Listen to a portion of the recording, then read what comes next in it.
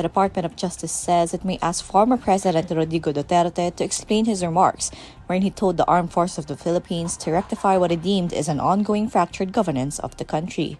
In a radio interview on Wednesday, November 27, Undersecretary Jesse Andres was asked if the DOJ would seek to clarify Duterte's statements on Monday, November 25, wherein he enjoined the soldiers to supposedly correct President Bongbong Marcos and his ally and cousin, House Speaker Martin Romualdez. According to Andres, the elder Duterte may be asked to explain his statements, reiterating his position that such remarks from the former president are already bordering on sedition. Andres notes that a military intervention on civilian governance is unconstitutional. Meanwhile, the justice official says DOJ Secretary Boying Rimulya is now looking at solid evidence before filing charges. The former president's statement against Marcos came after his daughter, Vice President Sara Duterte, revealed she had already talked with a person whom she supposedly instructed to kill Marcos, his wife Liza, and Romualdez if she is killed. The National Bureau of Investigation, an agency under the DOJ, issued a subpoena on Tuesday, November 26 against the vice president over her remarks. Vice President Duterte previously defended her remark, insisting it was taken out of context.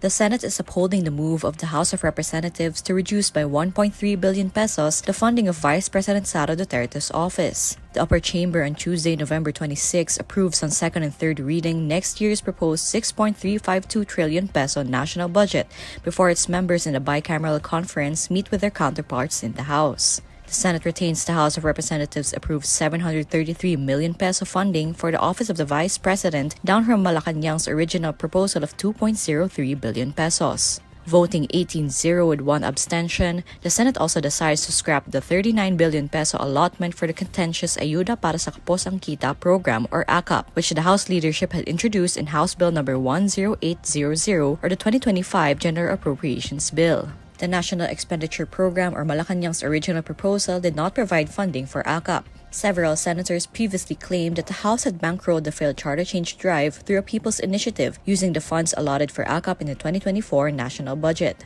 But Senate Finance Committee Chair Senator Grace Poe says the budgets of OVP and AKAP will be determined during the bicameral committee hearings.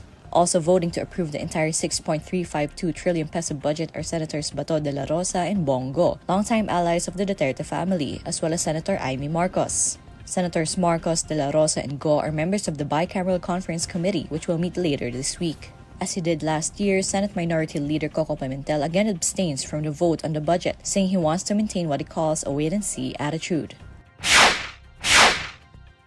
The U.S. Task Force Ayungin is only giving the Philippines a clearer picture of what is out there in the West Philippine Sea following the series of Chinese harassment against Filipino troops in the strategic waterway, according to a Philippine Navy official. But Rear Admiral Roy Vincent Trinidad insists the rotation and resupply missions in the disputed sea remains a unilateral operation by the Philippines. In a news briefing on Tuesday, November 26, Trinidad does not say when the task force was created, saying these are details that could be better addressed by the U.S. Embassy. He says the U.S. forces provide only technical provision to their Filipino counterparts. According to Trinidad, the country has a lot of interoperability with U.S. forces when it comes to information sharing, providing a better picture to the situation in the West Philippine Sea. He further insists that the resupply missions to BRP Sierra Madre on Ayungin Shoal are purely an activity by the armed forces of the Philippines. Earlier, the U.S. Department of Defense confirmed that American troops are supporting Philippine operations in the West Philippine Sea through U.S. Task Force Ayungin. The existence of the task force only came to light when U.S. Defense Secretary Lloyd Austin III mentioned it on social media.